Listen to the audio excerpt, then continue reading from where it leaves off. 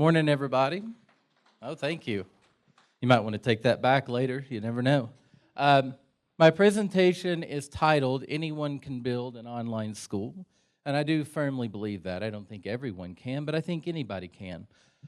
I'm really going to go through basically why anyone can. I'm going to go through why everyone should. And I'm also going to talk about what will happen if you don't.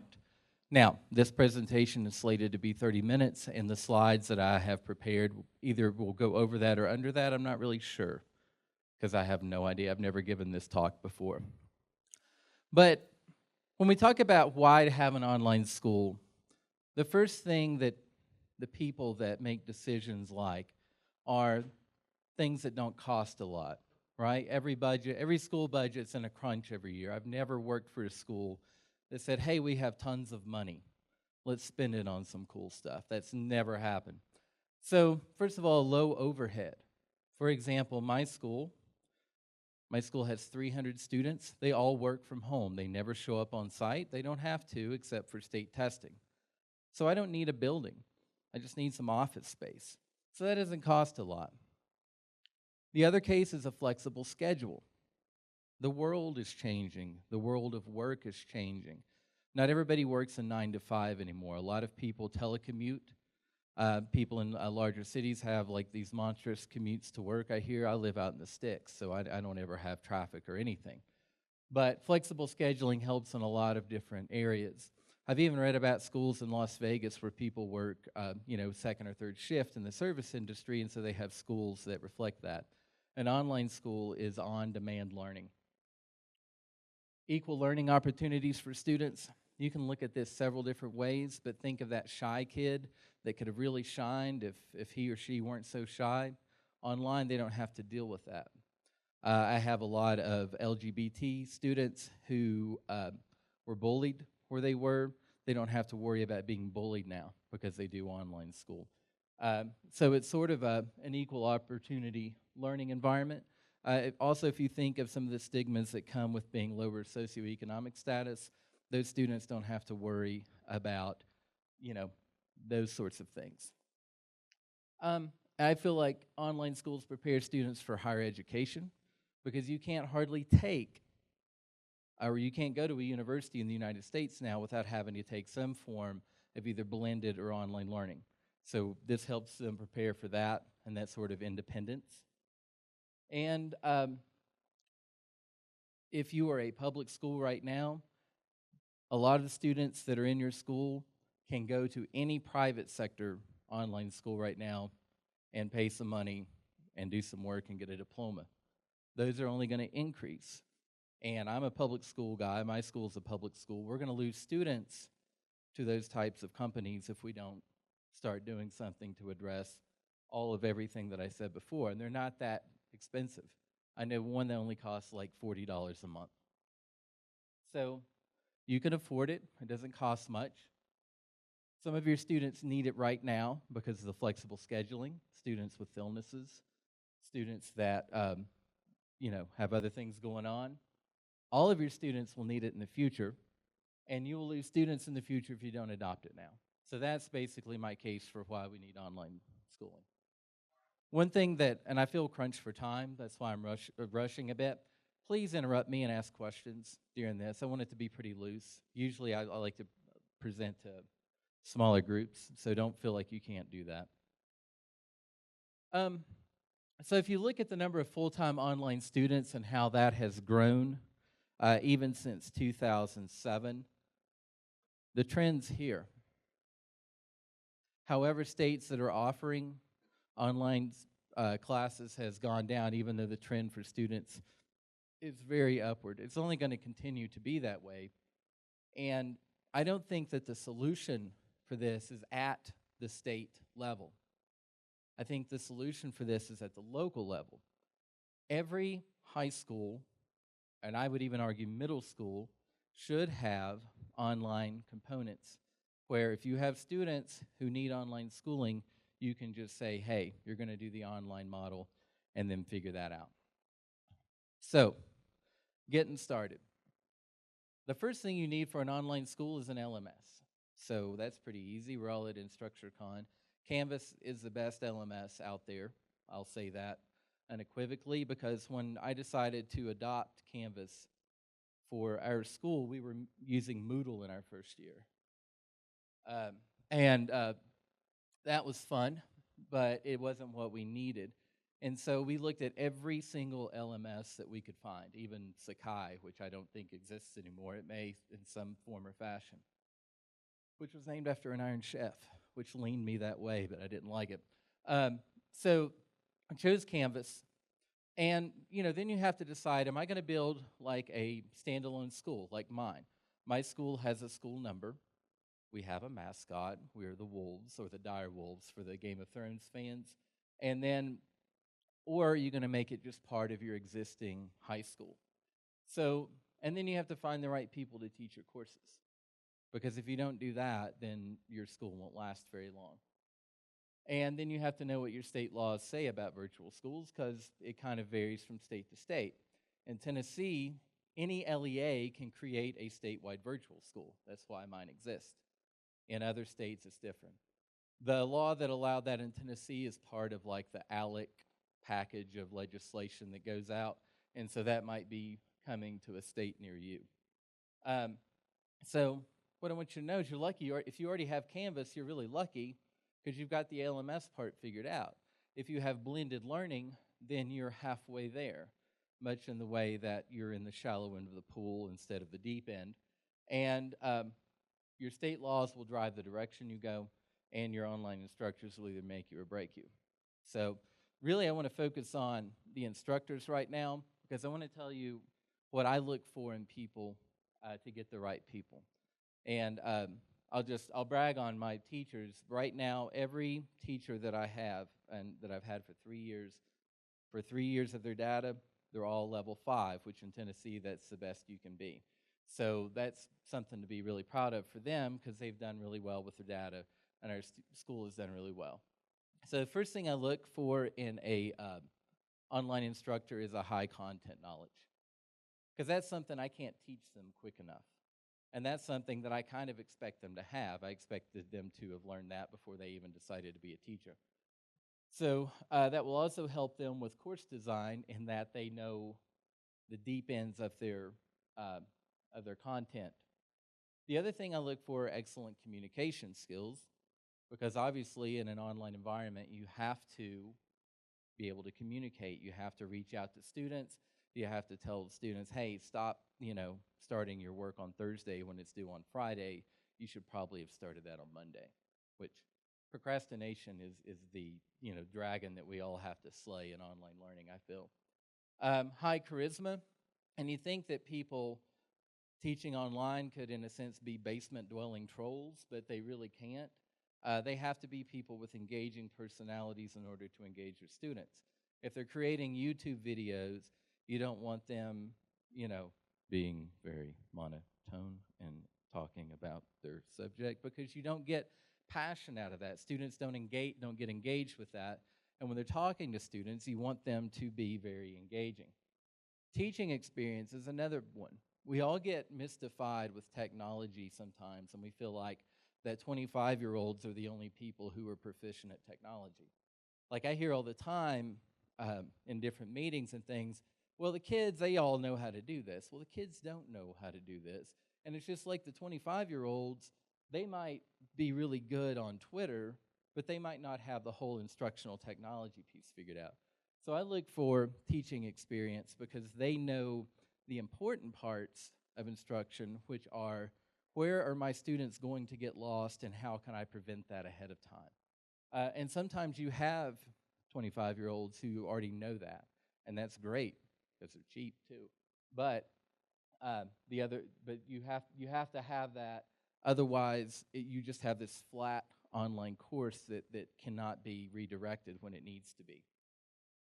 Technical fluency is important, and I don't think that that's based on age. I hate that this is going to be on YouTube, but I do reject the notion of digital natives and digital immigrants. It's just people that use technology and people that don't. And for me, technical fluency is kind of easy with Canvas because the Canvas is so easy to use. I'm not being paid by them to present. I just really believe that. And really, a heart for students. Usually, if you have an online school, you're going to have students that aren't always that have been disenfranchised for one reason or the other from traditional educational paths. And so, having a heart for students and being able to empathize, having a high EQ, if you've read that book, that's really important. And lastly, design sense, because if your course looks ugly, then it doesn't do as well as a nice looking course. So, just to recap, content knowledge is huge for course designers. Communication skills, charisma, and a heart for students will keep them engaged. Teaching experience helps the instructor anticipate problem areas and use formative assessment and things like that correctly. And technical fluency ensures that teachers will use the best tools. So, what should it look like? I mean, online courses can look a million different ways. I'm sure many of you have taken MOOCs, and if you take MOOCs, there's not, two that are alike, and there's a lot of different paths. But really, for high school students, that's what I do, and really for middle school students, I really believe in sort of a definite sort of structure of organization so students can follow that. And, the rubrics that I use, which are the iNACL rubric and the Quality Matters rubric, kind of all stress these things. But, it's not that complicated. Module description, your instructional content, your assignments, your assessments, and then basically how are you going to flow one module to the next. In my school, we use weekly modules because we use the work to track attendance. So, really 5 different things. Like if you had a professional development on this, these are all things that are really in a classroom. They're not things that just exist online or have to exist online, but this is how we translate the same sort of stuff. And since, like for me, being a public school, I have the same accountability, I have the same standards, I have all the same stuff as my brick and mortar brethren, we need to have sort of a similar structure and then take that beyond since we have the flexibility of online. So to me, that's not very complicated. And that's why I feel like if you have a teacher who's been, let's say, teaching for 25 years, and they're really interested in doing the online instruction, but you're worried about the technology piece of it, they'll get this part of it. And this is the important part, and you can build the capacity for the technology later. Now, here's my preachy part, and this is something I really feel strong about. Can't we just buy content? You sure can. You can go out there and buy a whole course catalog of existing online courses. I do encourage you against that because you already have experts in your building. If you have good teachers in your building, then you have content experts in your building. To me, buying prepackaged course content is basically the same thing as if a teacher walked into a classroom and said, okay, here's our textbook. This is all we're going to use every year or all year, and they just drop it on the table and that's all they use. Because you're locked into that. You're locked into those resources and that particular instructional delivery, and you get nothing of the teacher's personality or their je ne sais quoi. You also, and you're probably attending a session on this, Canvas Commons has more and more resources for K-12 all the time, free resources. So why wouldn't you go there and have teachers pick out some stuff in addition to creating their own? And honestly, a simple Google search will reveal plenty of really good online, open, whatever that's called, Creative Commons educational resources to justify purchasing any. Unless your district is in the shape where they like, hey, we can blow $1 million on this and then add some stuff. It doesn't really make sense. And I honestly believe that teacher-created content is always the strongest and most authentic of anything that you could buy, or more than anything that you can buy. So there's really no reason, in my view, to go out and buy content. Everything that we do at TOPS is all created by teachers, and I want to see their personalities come out in the class. I want to see their areas of expertise, their passions, and I also want to see flexibility where if the students are on Module 7 and nobody got it, they can add stuff. That's what you do in a classroom. You don't just march ahead because I've got to get this done. But you're locked into that when you buy content, and that makes it something than a real course. It makes it more akin to computer-based learning that schools use for credit recovery. And but even that's even more adaptive than a lot of the stuff you can buy. And I've looked at it all. My district wanted us to buy stuff at one point, like in the very beginning, and we went with this direction instead. So the other part of it all is knowing if it's any good. Um, and if you've not been, I was fortunate to be an experienced online teacher when I took over a principalship and the job to build a school from scratch. And I was already familiar with Quality Matters and iNACL. Higher ed's been doing online learning so long that it's not online learning to them anymore, in my view. So there's a lot of good stuff in higher ed, but for me, Quality Matters and iNACL are good. They're just very long rubrics. So I usually use them to vet a course, and then I have my own form that I use for weekly walkthroughs. Not everything has to come from online people, though. Two works that have influenced me, both as a classroom teacher and now as a principal, are Understanding by Design. That's Wiggins and McTighe who did that, and Working on the Work, who's by Phil Schlechte.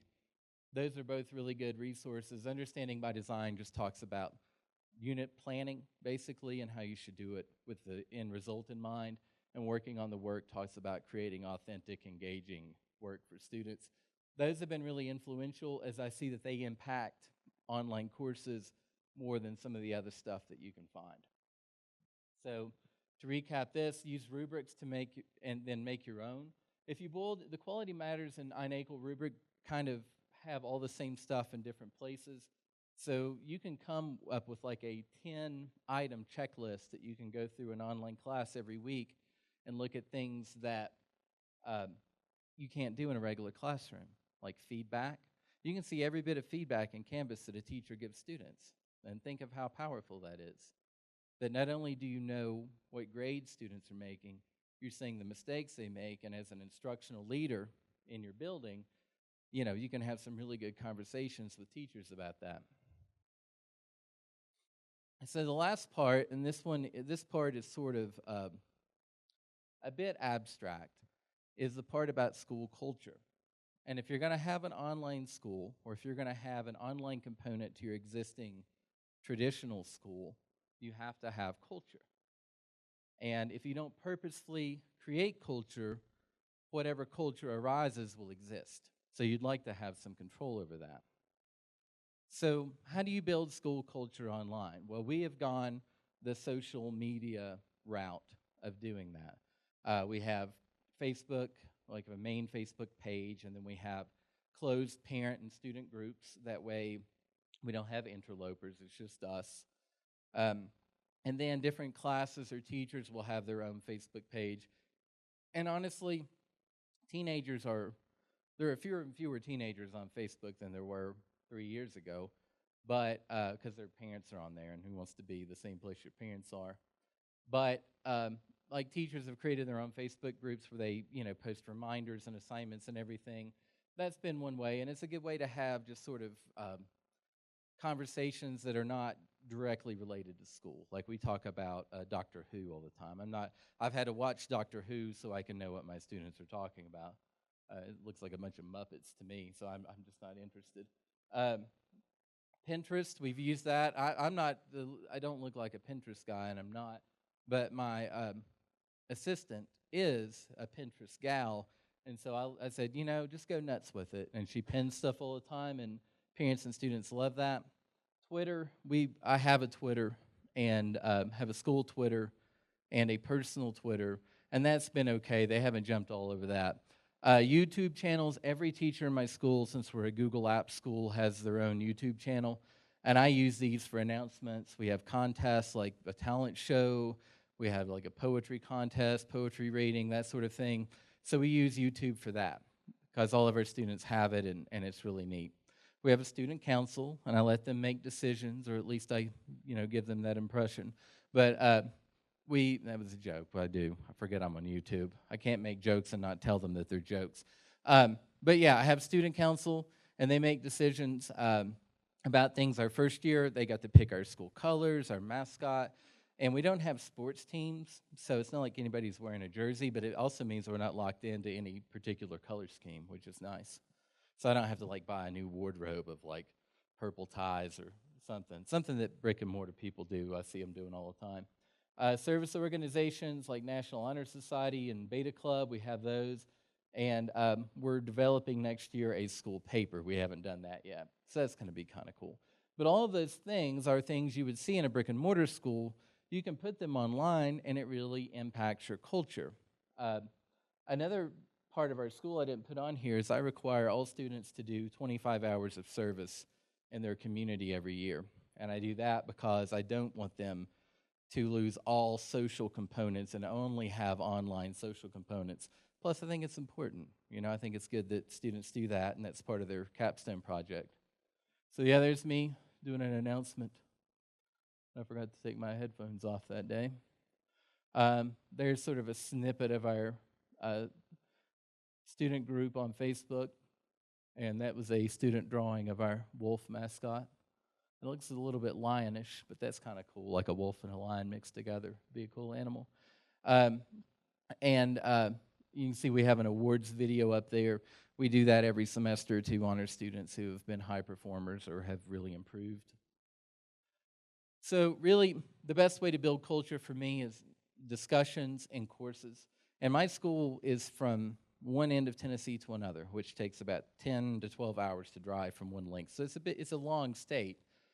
8 million people, I think, maybe more than that. But so they have discussions and courses, collaborative work. And I don't say group work because I hate group work. I like collaborative work. Group work's when like the smart kid does all the work. Collaborative work is where everybody has to. Let students take charge of traditional high school cultural elements. That's a weird way of saying that. But like, for example, prom. I told the students, if y'all want a prom, then you better organize one. And they did, and it was awesome. It was really a neat thing. We didn't have one last year because nobody stepped up to do it, and I wasn't going to do it. I let them take part in graduation and deciding the liturgy of that, and then student council. And you know, another way is teachers have to bring personality to their courses. I can't stress how important that is, and that's why I don't like prepackaged content.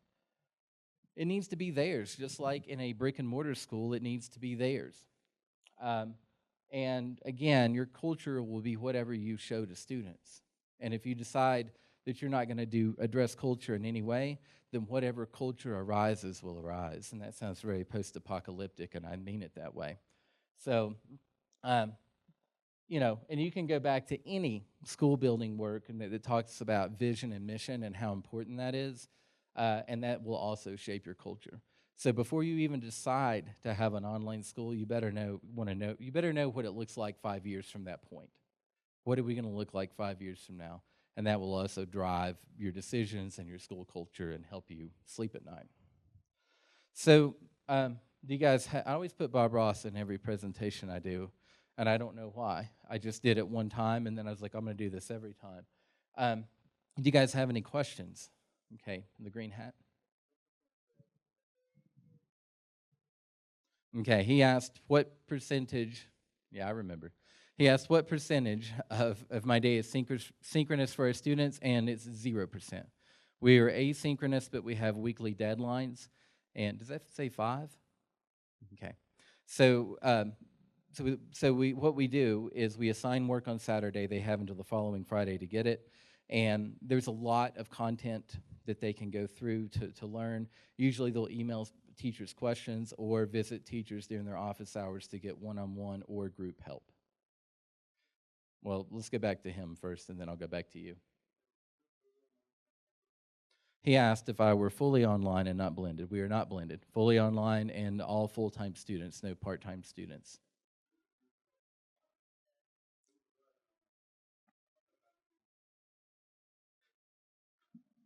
Well, there does. The way that we have addressed that is that students do have to meet with teachers, counselors, and that sort of thing. And so when we applied, they said that was fine. Yeah, or they do it through Skype, or Google Video, or I mean Hangouts. Green hat again?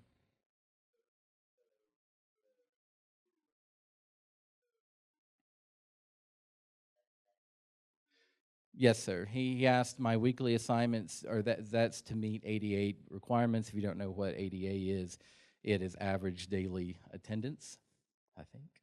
And yes, that's to meet our attendance requirements. The way we do attendance, we used to do login hours for attendance, which I will tell you sounds good, is insane when you put it to a practical application because, and I've never done login hours through Canvas, so I can't comment on it because we stopped doing it.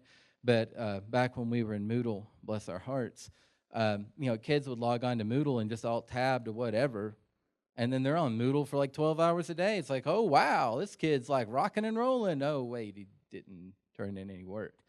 So what we do is prorate our assignments based on how long an average student would take to not only do the assignment, but to do the work before the assignment, and that's how we derive our attendance, which in Tennessee has to be 6.5 hours a day. Yes, sir, in the very back.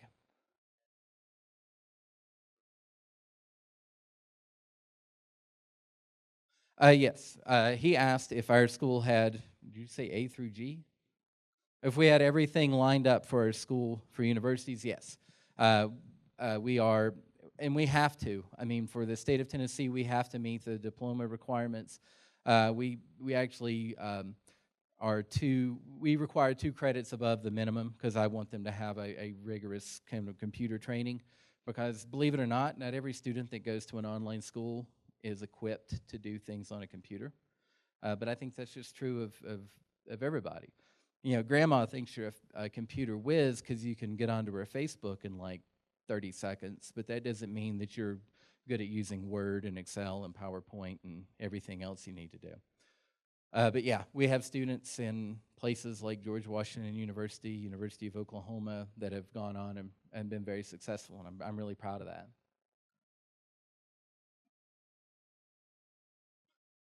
And the yellow shirt? He asked if we were attached to a district. Yes, we are attached to an LEA, Bristol, Tennessee City Schools, and so on paper we just look like the other high school in our district. We're a small district with 1 high school and middle school and 5 elementary schools, and then a second online high school. In Tennessee, though, on paper you don't look any different than brick and mortar high school. Striped shirt, ma'am.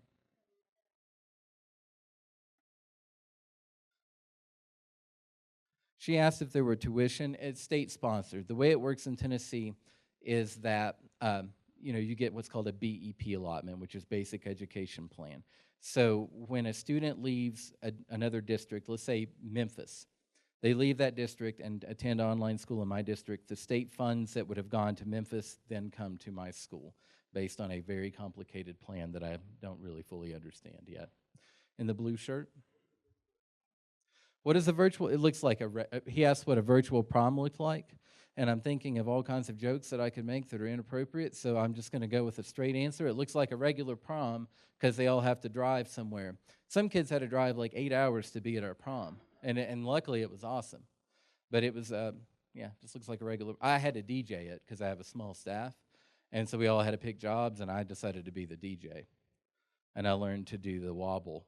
And I was real proud of that because I'm not really cool at all. So we're almost at a time for one more question back in the back.